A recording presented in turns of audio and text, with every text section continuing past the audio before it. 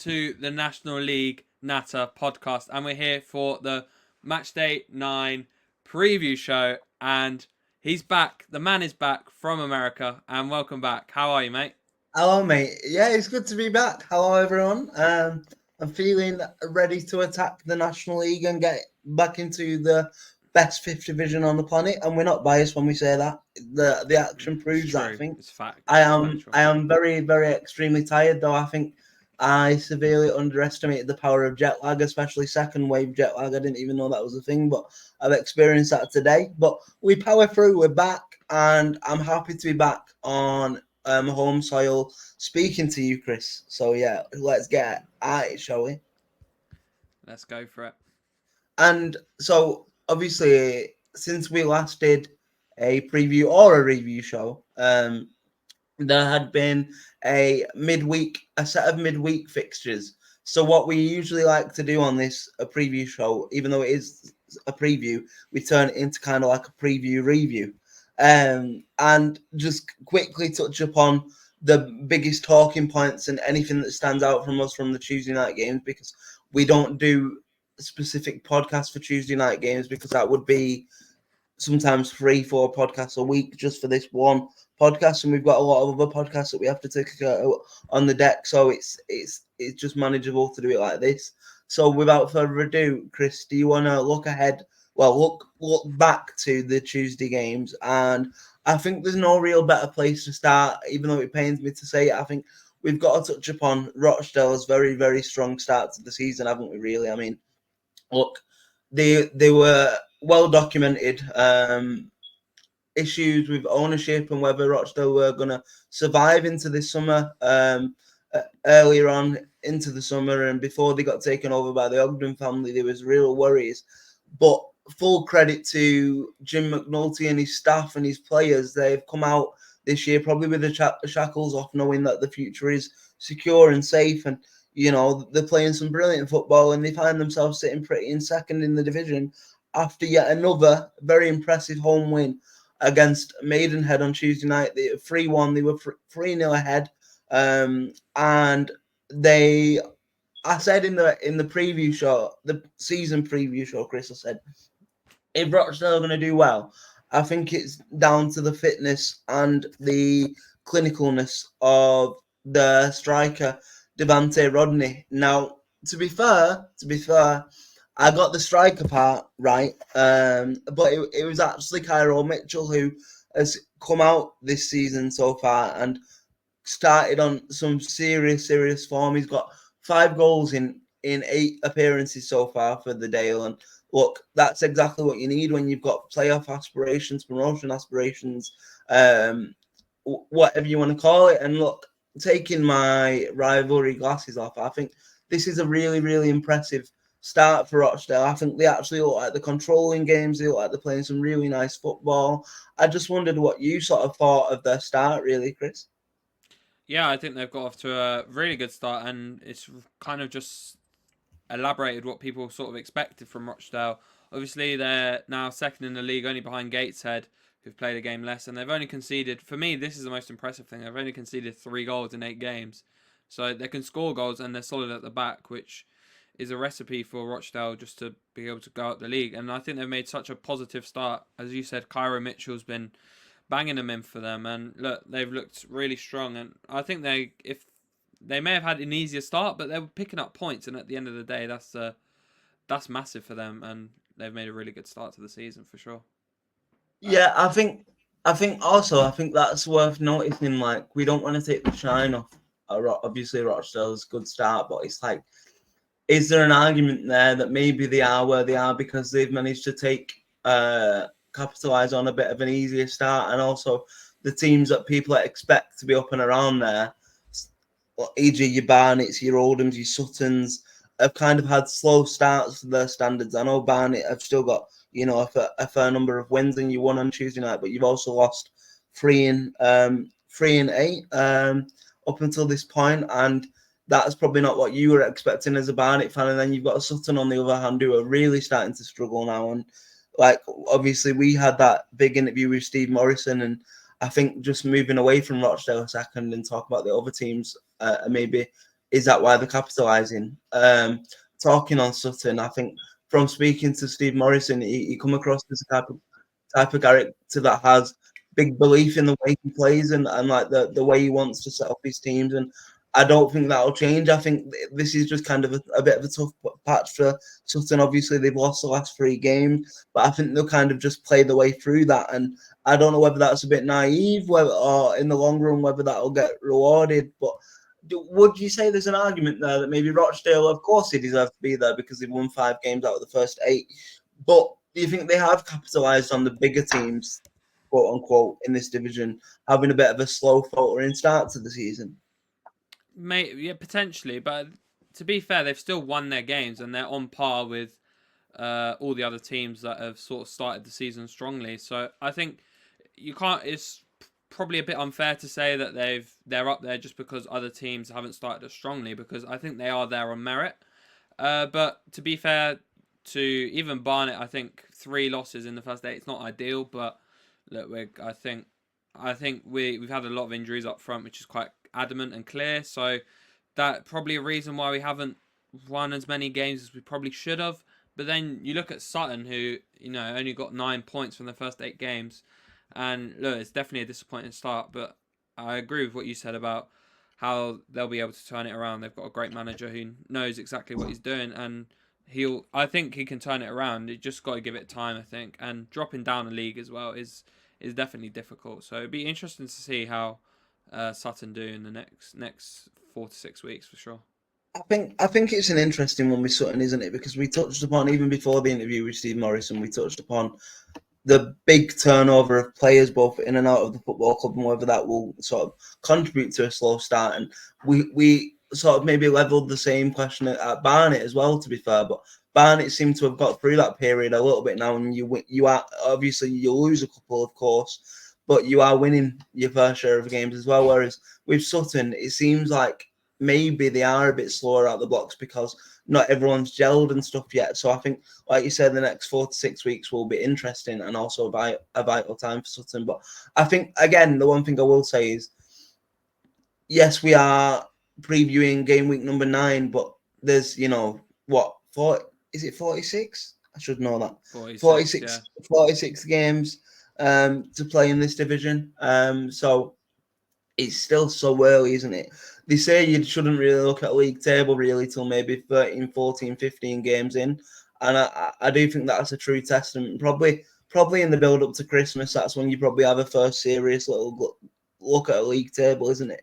But I think that probably brings us on to Barnet a little bit in terms of, big result, especially in the manner you got the result on Tuesday night as well, with a latest of late winners from Reece Brown to secure you a 2-1 win against early season strugglers, Altrincham. Now, Chris, I feel like you're probably best placed to touch upon this and touch upon your start in general because you would have been at that game, and obviously the late winner is such a great feeling. But was it sort of the true story of the game? Did Barnet deserve to win the game? Like, what are your sort of thoughts and feelings on that?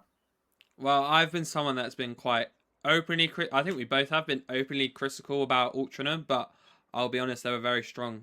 I think they'll be disappointed that they didn't get anything from the game, but from our perspective, it was a good second half. Was very good. First half was a bit sloppy, but look, I'm really happy with it. Like to be able to, we've scored now 2 added time goals at the Hive, and has kept our 100% record intact at home.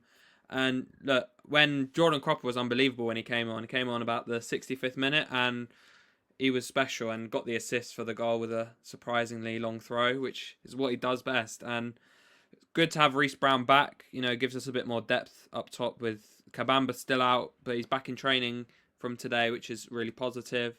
And Harry Chapman just showing his goal was just unbelievable, just showing his class. And yeah, really, really pleased. And look, I think a lot of people may have seen the interview that Dean Brennan did after, which he pretty much said, like, the fans need to come out, you need to stop moaning. And look, personally, I'm not the biggest fan of the interview. It's not my style. But you know what? He's winning. We're winning football matches. So if that's a way to bring the fans a bit more together, maybe go for it. But look, I'm happy with the win, and I think we've had a good start to the season, to be honest. I think it's really interesting, right? Because I obviously think Brennan is a wonderful coach, but I think he's quite also he can be quite Marmite like really in terms of how the wider media and probably other fan bases perceive him, and I think this is a key example of that. Like it's brave really because you kind of attacking, but also geeing up the people that come to pay to watch your football team. So it's a brave tactic, and I can see what he means. But I just kind of when I was watching that interview, I was thinking if Mickey Mellon came out and said that to Oldham fans, Go the other I way. genuinely believe that would be his first nail in the coffin for him to leave the football club. So I guess it just depends really on the sort of nature of the football club and how the fans perceive the season, right? I think with Barnet, and speaking to you specifically, I think you said multiple times, haven't you, that if you are going to win a league title or get promoted, yes, you don't want to lose 5, 6, 7 games, but you're going to probably be on the wrong end of the odd result, and you've kind of got to take that. You've got to take the rough with the smooth, and losses do happen across the season in football, and it's about how you respond to that, isn't it? So, but maybe there's some other Barnet fans out there that are like, oh, well, what's he having a go at us for when we're coming supporting us? We're supposed to be at the top end of the table. We keep conceding goals, X, Y, and Z. We've already lost 3 and 8. So I think you can see both sides of the coin, but I think it was a very, very brave tactic from him, certainly. I think on that interview, the fan base is quite split on opinion because you have fans that, to be honest, our prices are quite expensive. I think it's 24 quid a ticket for a home game, and there weren't many fans. That I'm not going to be the last one to say we filled the Hive out. We don't. It's just that's the state of the fan base, and you've got to understand also England were at home on the same day, so look, a lot of more of the casual support will be like, I'd rather go to watch England than Barnet. Fair enough. You had on Tuesday, I think you had the proper fans, the proper hardcore fans that came out. And look, it's a very brave stance, like to go and slam the fans for not coming out on a game where I think a lot of people expected it to be a low attendance. Like I don't think any Barnet fans say, yeah, we're going to get 1,500. I think it was more between the maybe 800 to 1,000 home fans. But look, it's an interesting stance from Brennan. Look, I think he plays great football. I back him tactically.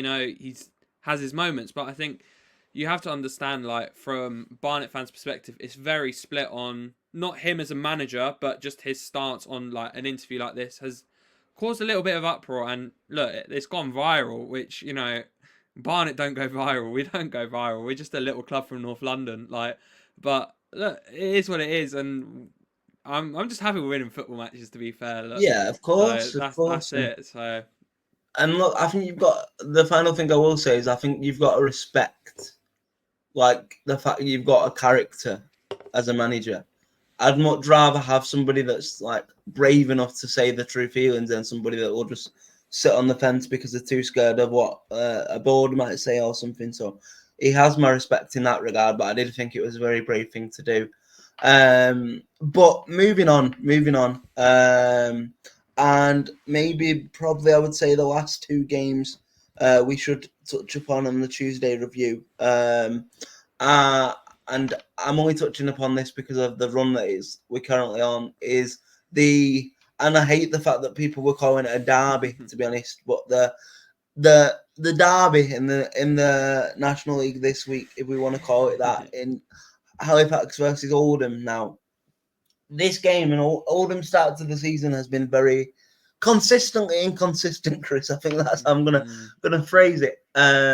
Because we haven't been. I've not watched even, and people will be looking at this and thinking, "What is this guy talking about?" But even in the 4-1 loss against Aldershot, our only loss this season, I came onto this podcast and give my reasonings why I defended that performance, and I didn't actually think it was a 4-1 game, and that's how I feel about this season so far in terms of we've drawn 5 of our first 8, which is obviously unacceptable if you've got higher ambitions. But we're actually playing okay. Like last year, we went through a lot. We went through a lot of games where we were banging balls long. There was no style of play, no sort of identity there. Whereas now, at least we're trying to make patterns of play. We're taking it to teams.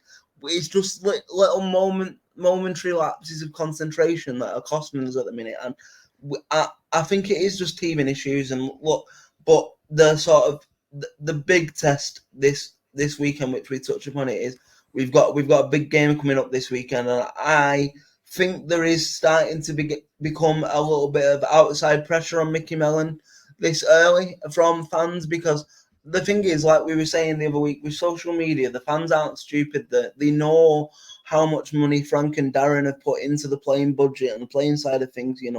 Mickey Mellon's been able to get, maybe apart from the Josh Stones deal, which is still sort of ongoing. We'll have to see what happens with that. But apart from that, I think Mickey Mellon would say that he's been able to get every player he probably wanted this summer. So then when that happens and you've got your own squad finally, there is going to be a lot more additional pressure on you to sort of carry out your mandate and perform successfully. And I think if you speak to our fans at the minute, I don't think many people are thinking that he's doing that. But like I said, the only thing that probably saves him is it is still so early. I'd much rather be going through these teething problems now than at the wrong side of Christmas. Do you know what I mean? Whereas I think if we can turn a couple of them draws into wins in the next couple of games, we'll be back in the playoffs and nobody will really be talking about it anymore. So it has been a really weird start, but at the minute, I think we're lucky not to be further adrift than we are. If you look at the league table, we are obviously in 11th, but we are only 2 points and 1 goal off Hartlepool, who are in 7th, and coincidentally, we actually play on Saturday. So that's why I say it's such a big game for us this weekend. But I just wondered what your sort of thoughts were on that whole thing and whether you agree with any of the stuff I just said there.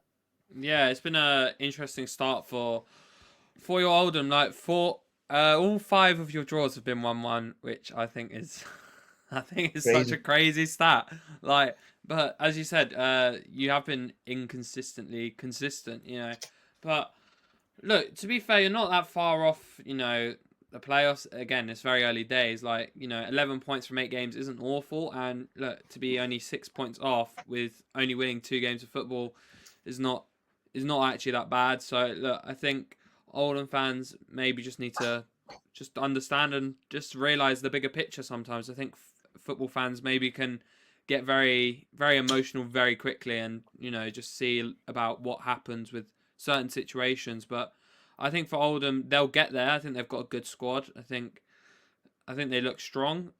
And look, it'll be interesting to see how they do in the next. Like I said earlier with Sutton, next 4 to 6 weeks, I think is a very key part of the season. They've got some big games coming up. I know we've got Oldham in a couple of weeks' time, which will be definitely an interesting game. Exciting. But The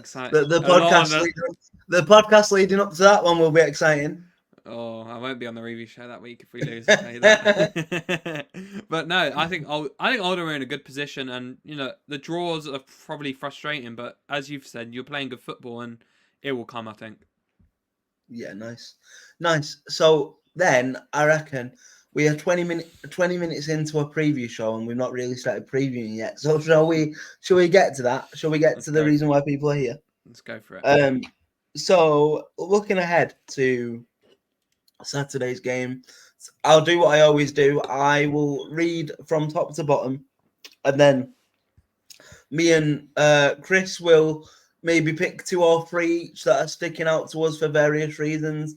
Then we will pick a joint tie of the week, and then Chris will actually very quickly touch upon his game of the week from last week before I then pick him a game of the week to study this week. And then we will do everyone's favourite part of the podcast, the predictions, which for the first time in 3 weeks, I'm back in control of my destiny. So I'm very, very excited for that. But before we get there, let me just give you a top to bottom on this weekend's fixtures. So we've got Barnet versus Braintree. We've got Boston versus Aldershot. We've got Ebbsfleet versus Hartlepool. We've got Forest Green Rovers versus Wealdstone. We've got Halifax versus Eastleigh. We've got Rochdale versus Solihull. We've got Southend versus Sutton. Big game for both of them teams, I think. We've got Tamworth versus Maidenhead. We've got Woking versus Oldham. We've got Yeovil versus Altrincham. We've got York versus Fylde. And we've got Dagenham and Redbridge versus Gateshead. I just straight away, I'd just like to point out I have made a mistake earlier on. I'm going to put it down to the jet lag. I said Oldham's next game was against Hartlepool, but it isn't. That is on. I think that's on the next Tuesday night round of fixtures, I believe. We actually, like I just said, we play Woking first away from home. So that's my bad, but bear with me. I've only been in the country like 4 days.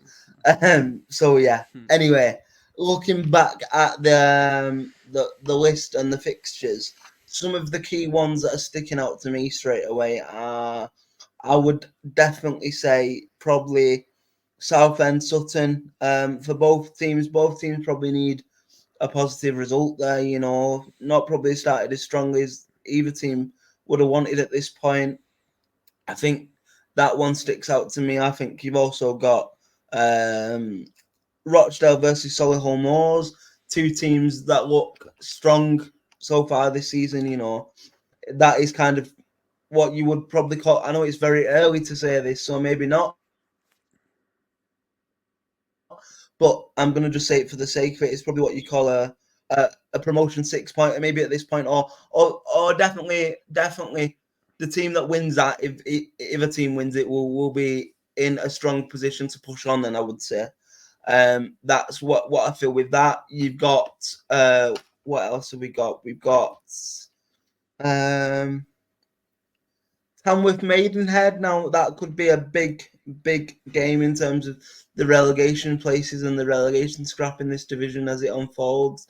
You've got Altrincham trying to stop the slide against Yeovil. Tough game, I think. You've got York trying to carry on building their good start to the season, like we predicted in the season preview, which we're very happy about. Chris Hart, we're very smug about that. We said if Matt Ugler can sort of just sit back a bit and let the players do what they want to do, then they'll have a successful season. And obviously, I know it's early, but York are currently fourth, so that is kind of happening by the looks of it.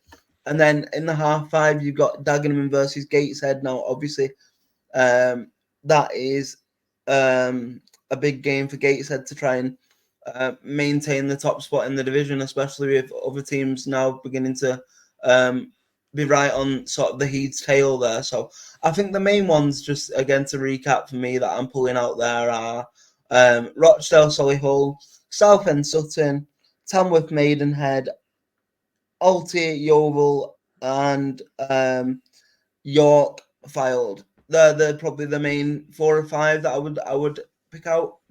Do you have any different ones? What are your sort of thoughts and opinions of this game week, Chris? What, as you're looking down at, what are you thinking? Well, as you said, you've sort of covered all the big ones, but there's a lot of big games, I think, at both ends of the table, even in the early stages of the season we're still in. But yes, I think Tamworth Maidenhead is a really interesting one. That will be a game where I think if either side get 3 points, that's absolutely massive for both of them moving forward. Another game I do like, which I haven't mentioned, is Boston against Aldershot. Obviously, Aldershot have been a bit inconsistent, scoring loads, conceding loads, and Boston really needs to get a result. So I think that will be an interesting game. If Boston can get a win, that will sort of get them up the table, would be good. But yeah, I think the one for me that really catches my eye is Southend Sutton. So that would probably be my shout for one of the games of the week for sure. Yes, absolutely. And I think before we touch upon maybe the joint game of the week and the Waz's slash Chris's game of the week for this week, do you want to just touch upon your game of the week for last week in case the viewers and listeners have forgotten? Give us a bit of your match report and ref review on that. Well, so last week it was me and Adam, and we chose the first versus second, which was my team, Barnet, where we went up to Gateshead, and we did lose 2-0, but It was a pretty interesting. We probably should have gone 1-0 up early on.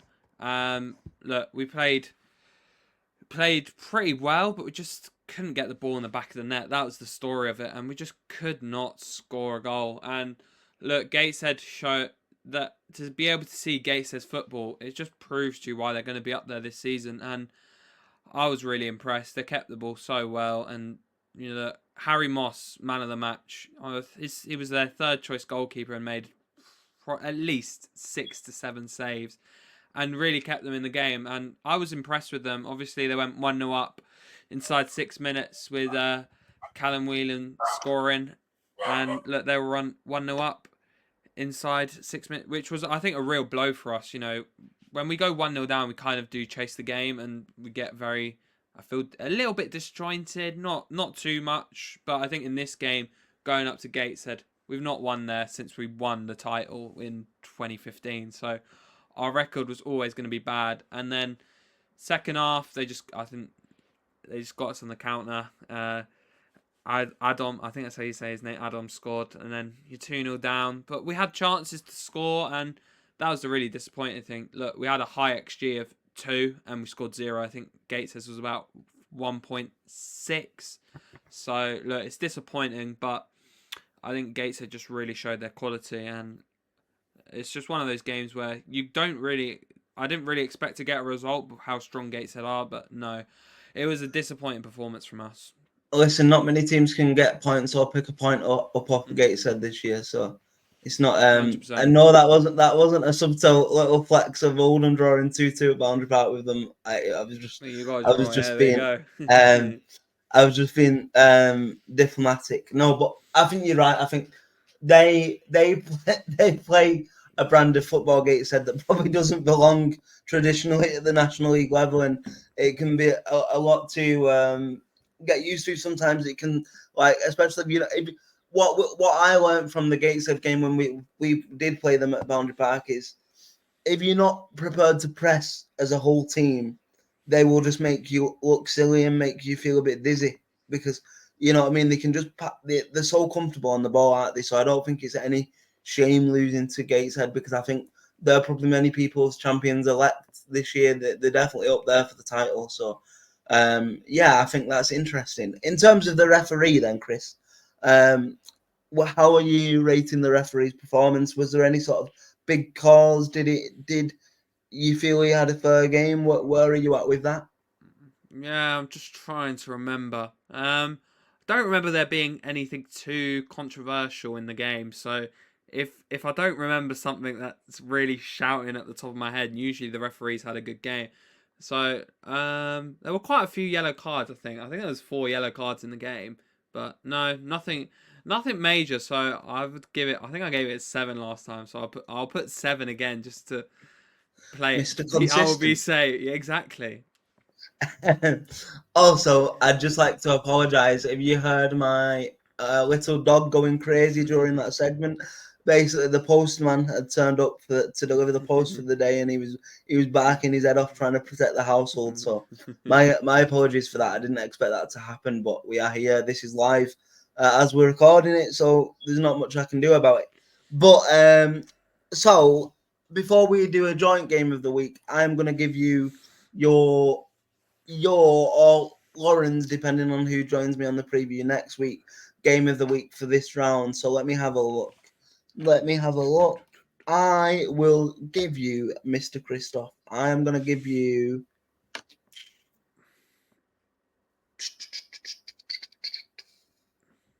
You know what? You can have our friends over at York, and I will give you York versus Fylde. Very nice. Very nice. How do you feel about that? I feel good.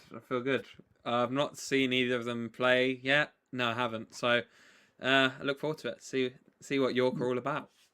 Nice. And now let's go and look at our joint game of the week for this week. Is there any that is instantly where you're like, Aaron, we need to pick this for this reasons? What are your thoughts? Because I've got a couple.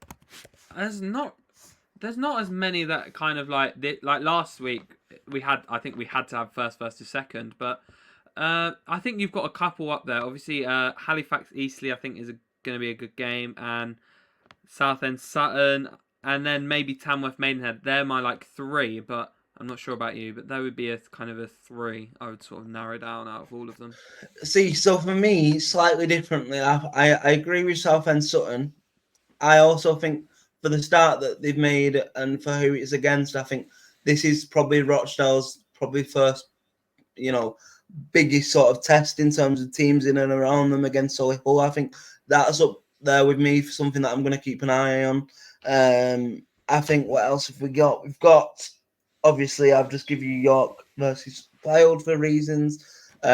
You've got Boston versus Aldershot, like you said, but both teams needing a bit more consistency and needing the points. But if you're happy for me to take the lead, I actually think we should probably give it the Rochdale Solihull Moors game. Go for it. Are you sure you want to give praise to Rochdale? Are you sure that's your... Listen. I don't like the suggestion there that you're trying to say I'm never a professional. I am professional, and well, for as long as I record for this podcast, my allegiances and my colours will stay at bay. But you best believe on Saturday, the supporter side of me will be wanting Rochdale's run to come to an end. But from a professional outpoint, I think it's definitely one to keep an eye on. So that means next week we'll bring you a little bit of a rundown of our thoughts on that game specifically, and Chris will have a wonderful little match report and ref review on his chosen game of the week again, which was York versus Fylde. So that's to be looking forward to for next week. Now, just before we get into the meat and drink of the podcast, and predictions are back in my hands, or shall we say, my side of predictions are back in my hands for the first time in maybe 2 to 3 weeks, which I'm very excited about. It is time for you guys and to listen to our wonderful sponsors, who without we wouldn't be able to create the wonderful content we do here at the deck. So we really appreciate them. You will listen to them, and we will be back with you in a couple of minutes.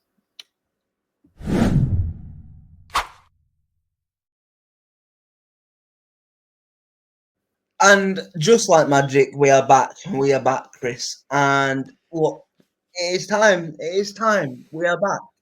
And I'm very excited about this prospect because I do feel a little bit bad on Lauren, if I'm being honest. Well, I do and I don't. Like, I want to tattoo the girl, so like I'm happy that I'm getting a lead on that, but I do feel a bit bad on her in terms of I've opened up a 9-point gap, and neither of us have really been present in the last couple of weeks. So it's neither of us work. It's neither of our fault really for the gap being there. It's just the way the cards have felt. But how are you feeling in terms of prediction so far? Like in terms of the battle so far, looking ahead into this week. Obviously, I am 9 points ahead, which is a very, very comfortable gap and lead at the minute. But I'm not going to rest on my laurels. That's only 3 perfect results in a game week, and then we're right back to where we are. But how have you been feeling as sort of like an outsider stepping in and helping aid the battle? I don't really like it, I'll be honest. I'm just coming in and there is a lot of pressure. So, and like I've been on, I think the last 2 previous shows, and my predictions have been absolutely shocking. So I will try my best, but I'm not promising any. If the gap gets extended, do not be surprised, because my predictions shocking. But let's see what happens. If I do well, I do well. If I don't, I have no loss. But amazing. So before we do this week's, actually, shall we give the listeners and viewers a little recap on why the gap has become 9, and do a little bit of a rundown of last week's? We can. Do you want to take that away for us, please, Chris? Yeah, let me just find it. Just give me one sec.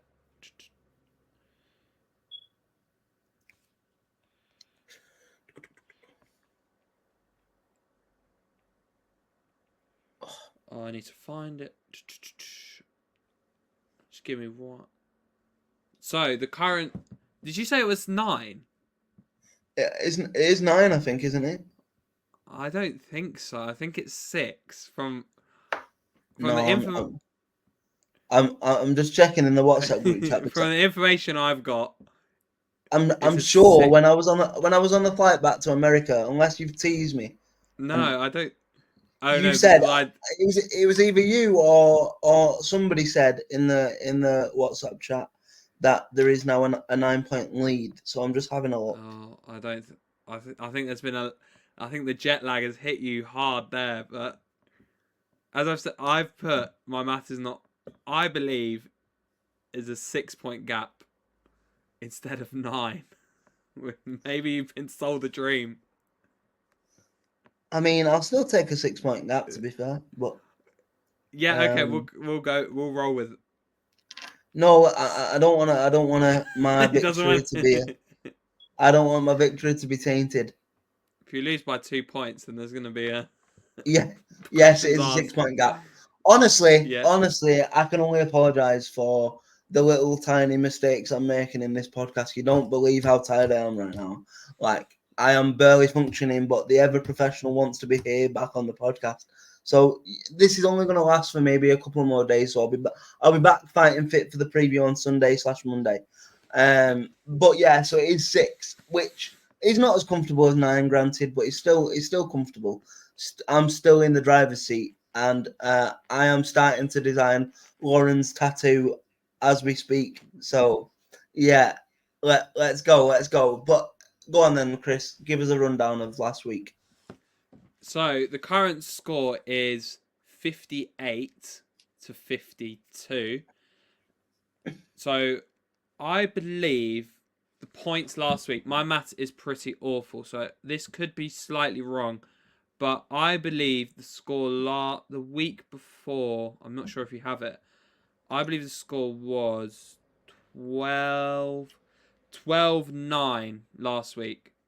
I believe. That could be wrong. My math is literally my weakest part of anything, but I'm just having a look now. I would double check, but a couple of correct results, but it was I think the week before we both barely got any points, but it's definitely closer than before. But no, it's interesting, but it would be good to have you both back on the pod so you can actually decide the fate of your own predictions. No, and see, I knew it. Unless, see, this is where I've got mistaken. So ahead of game week number 7, our social media admin Callum put podcast predictions with both Lauren and Aaron being away in the USA duty falls to Adam Clancy Pink and Chris Rutt Blue to predict this weekend's fixtures. And ahead of that game week, the scores were at 40-49 to me. So ahead of the game week that you predicted, I was 9 points ahead. So unless Lauren clawed back 3 points in that game week, I still should be 9 points ahead. We will have to review that. That will be we'll review it, and then for the next episode we'll clear it up because we've got. But I've got the games here. If you want to hear them, so obviously these are just for Saturday games because, like I say, we don't predict or cover Tuesday games. So this goes back to last weekend. So the first games that you guys predicted were Altrincham versus Ebbsfleet, and Adam went for a 2-1 Alti win, and you went for a 3-0 Alti win, and the score was indeed, if you bear with me, the score 4-0, I was. believe. Let's have a look. Yeah, the score was 4-0 Altrincham. So that means I get 2 points, and no. In fact, I'm just gonna read top to bottom, and then we'll let the people that do the maths behind the predictions We don't do the maths. So we both got points in the first game anyway because we both predicted Alti wins. Next up, we had Braintree versus Woking, and Adam went a 1-1 draw, and Chris went a 2-0 Woking win, and it was a 0-0 draw. So Adam got the share of the points in that prediction. Next up, we had Eastleigh versus Tamworth. Adam went a 2-0 Eastleigh win. Chris went a 4-1 Eastleigh win, and it was a 1-0 Eastleigh win. Next up, we had Fylde versus Yeovil, and Both the co-hosts were in agreement that Yeovil would win the game. Adam going 2-1 to Yeovil, and Chris going 2-0 to Yeovil, and it actually ended up being a 7-goal thriller. But Yeovil did indeed come out the right side of it with a 4-3 win away from home. Then next up we have the unfortunate one for Chris. We have Gateshead versus Barnet, and Adam predicted a 2-2 draw, and Chris predicted a 3-2 away win, and it was 2-0 to Gateshead. Then we have Hartlepool versus Halifax, and Adam predicted a 1-1 draw, and Chris predicted a 1-0 Hartlepool win, and it was a 0-0 draw. Then we had Maidenhead versus Dagenham, and so Adam predicted a 1-0 Daggers win, and Chris predicted a 1-0 Maidenhead win, and it was 1-1. You guys are not doing very good here. And then we had Oldham Southend, and so Adam predicted a 2-2 draw, and Chris predicted a 2-1 Oldham win, and it was 1-1. So you both pick up points there, but not full points, obviously. Then we had Solihull Moors versus Forest Green, and you both went the same way for a 2-1 Forest Green win, and it was 1-0 to Forest Green, so you both pick up points. And then we had Sutton versus Boston, and you both went for quite convincing. Sutton wins, and it actually was a 3-0 win for Boston. So yeah, shocking. and then we had Wealdstone versus York, and Adam went for a 2-1 Wealdstone win, and Chris went for a 1-0 Wealdstone win, and it was indeed 2-0 to York. Jesus Absolutely Christ. Shocking. and then the final result of that game week, the final fixture was Aldershot versus Rochdale, and Adam went for a 1-1 draw, and you went for a 2-1 Rochdale, and it was a 2-0 Rochdale. So by the scorecards, Lauren actually clawed back 3 points in that game week by the way we score, and the scores going into this game week are 43-49. Is that correct? Is that correct? No, because that would actually no, that can't be correct, because that would mean I didn't pick up any points. I actually don't have the graphic in front of me. What did you say you thought the score was?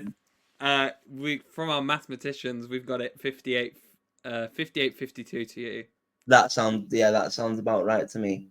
Anyway, enough of making ourselves look stupid on the maths. Shall we get to this week's predictions? I think we're gonna have and to.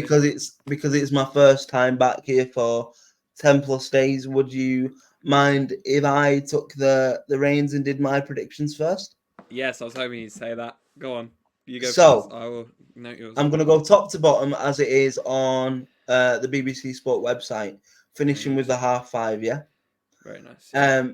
So the first game is Barnet versus Braintree, and I can't see anything less than a comfortable Barnet win here. Unfortunately, I say unfortunately for Braintree, that is. So I am going to go 3-1 to the Bees. Then we have Boston versus Aldershot Town. Now, like you say, two teams that are probably desperate for a bit of consistency and needing the 3 points. Do I sit on the fence and say that this is going to be a draw, or do I go bold? You know what? I think if Aldershot turn up, they'll turn up, and I'm gonna go 2-1 shots win. Interesting. Ebbsfleet United versus Hartlepool. Again, new manager. Are Ebbsfleet good and suddenly get a new manager bounce, Chris? Is that what we're gonna see right now? I'm not too sure, but you know what? I'm gonna be brave or bravish, and I'm gonna say that they're gonna continue a little bit of recovery and pick up another point here, Ebbsfleet, and it'll be a 1-1 draw. Then we've got Forest Green versus Wealdstone. Now, again, I can't see anything more than a comfortable 2-0 Forest Green win. Halifax versus 2-0. 2 2 nil. 0 to Did you Forest say Green, 2 yeah. 0? Good final. Halifax versus Eastleigh. Do I think Eastleigh will? Obviously, they're beginning to fall away just a little bit now. But Halifax, I don't. Even though we drew to them on Tuesday, I still don't think that they're anything to shout home about. So I think Eastleigh will win that game, and I will say. I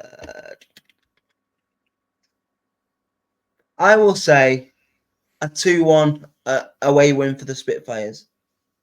Very nice. Rochdale, Solihull Moors. I think this will be a high scoring draw, and I'm going to say 2-all. Southend, Sutton. I think Sutton will end the rot and get a big 3 points for them this weekend. I think it'll be very tight, though. I think it'll be a 1-0 away win. Tamworth, Maidenhead. I think this might be a 0-0, Chris. I'm going to go 0-0. And Woking Oldham. Now, if anything tells me to get some banker points here, I would pick a score draw, right? But just for biasness and for the sake of it, I can't ever back against anything other than a win for my boys. Like I'm sure you can't for Barnet. So I'm gonna say we're gonna get back to winning ways here, and we will win 2-1 away from home. Next up, we have Yeovil versus Altrincham. Now, I think Yeovil will get the job done here. I think it'll be a 1-0 home victory for Yeovil. York filed in the last of the 3 o'clocks. Again, I think it'll be a home victory for York. And I think this will be 3-1 to York. And then Dagenham and Redbridge versus Gateshead in the half 5.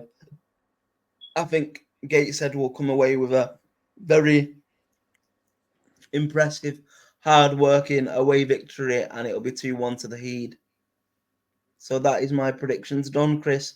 Do you want to give us a top to bottom on my predictions before we go into yours? Yeah, that's fine. So you've gone Barnet 3, Braintree 1, Boston 1, Aldershot 2, Ebbsfleet 1, Hartlepool 1, Forest Green 2, Wildstone 0, Halifax 1, Eastleigh 2, Rochdale 2, Solihull 2, Southend 0, Sutton 1, Tamworth 0, Maidenhead 0, Woking 1, Oldham 2, Yeovil 1, Alty 0, York 3, Fylde 1, and Daggers 1, Gateshead 2.